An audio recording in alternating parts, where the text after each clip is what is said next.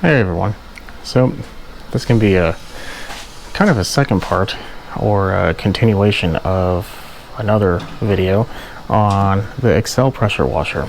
This one was originally 2600 psi, and we discussed on the previous video how to remove a pump, whether that is for replacement, servicing the engine, servicing the pump, whatever you need to do. So if you need to know how to remove the pump before we continue, definitely watch that video.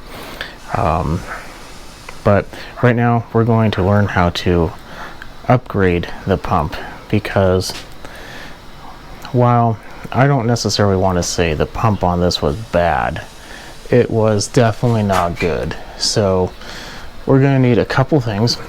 We're going to need a new pump, which we do have. Now here's a thing about that pump. When you get it, it's going to come with a couple things.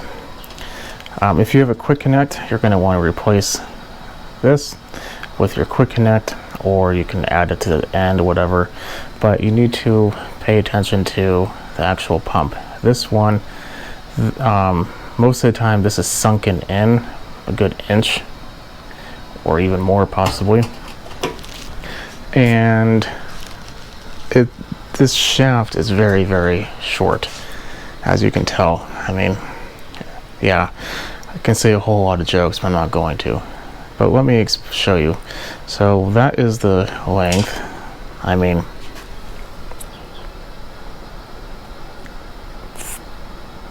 end of my thumb to my knuckle. Well, first thumb knuckle. Now look at this. This is not a Honda, but they all generally have the same size. They should be pretty uniform. Even with a pulley on there, there's still basically the same amount of shaft left over. So that engine potentially could have any pump on there. This one, however, they like to make sure that you use the pump that they want you to use. So if you're upgrading your pump, make sure it specifically says it's compatible with the Excell pressure washer. So now we know the type of pump we need to get. We need to get the one with the shallow, well, that will allow a shallow crank. This one I think is actually 2800, so they're going to be even a little bit more powerful, because this I believe is 26 before.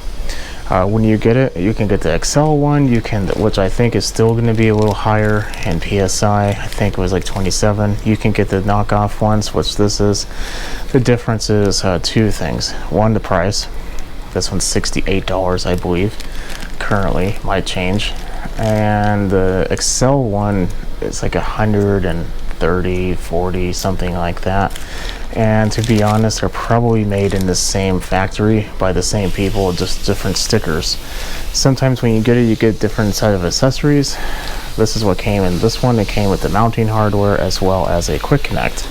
Sometimes it doesn't come with a quick connect, so if you do need a quick connect, take it off your old pump. This is how it was attached before, through this gear. In here, see a key that goes into the key slot on the crank. Well, we no longer need that piece, so what we do need is a key. We need a key to kind of drive the pump. Now, in our kit here, after we open it, what do we see? We see a key.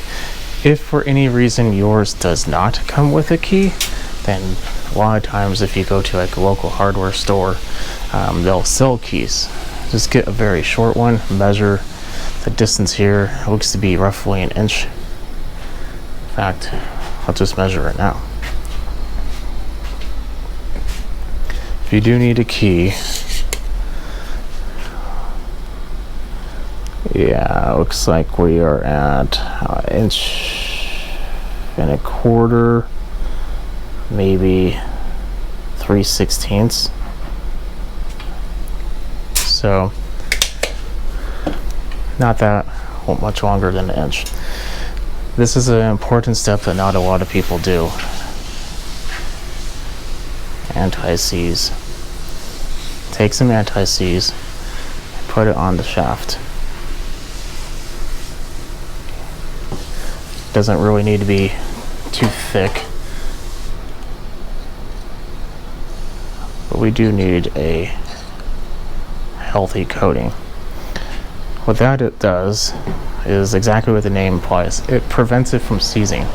What do you think this machine is going to be seeing a lot of? Hot, dry, calm conditions? Probably not. Probably hot, but not dry. What type of conditions will it see? It's going to be seeing a whole lot of wet conditions. So wet usually means rust. Rust can cause problems. So right here, the keyway, you want to line it up.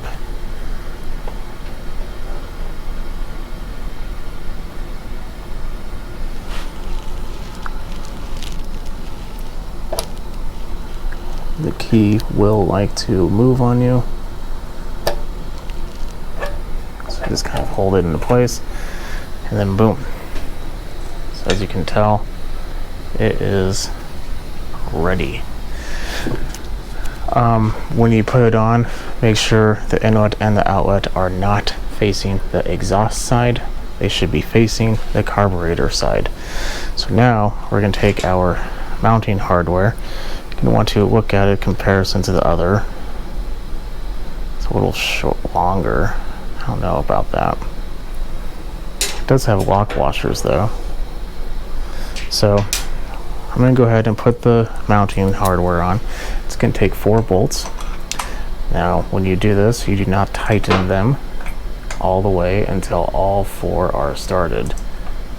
And this is a aluminum pump, so you don't really need to crank down on there with all your will. You just need to make sure that it is properly tight. There's probably a torque spec, but to be honest, as long as you're not pulling on it with all your weight, you're probably going to be okay. But you don't have to worry about like the shaft grounding out or anything touching the bottom, which I'm sure you're not having that problem in any other aspects of your life either.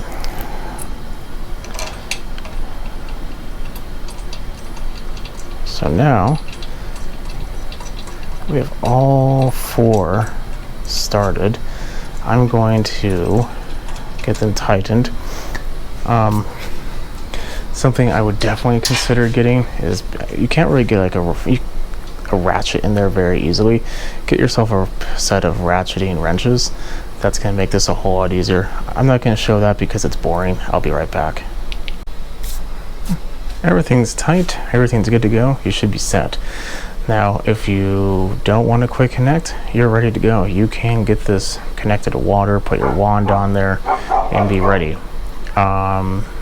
If you do need a quick connect, we're going to discuss that right now. So you can either just screw the quick connect on here, or in this case, the quick connect I'm going to screw directly to the pump. This is a 7/8. You just get that nice and loose.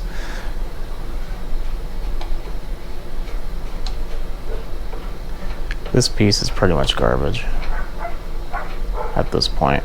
It does have a little O-ring there though,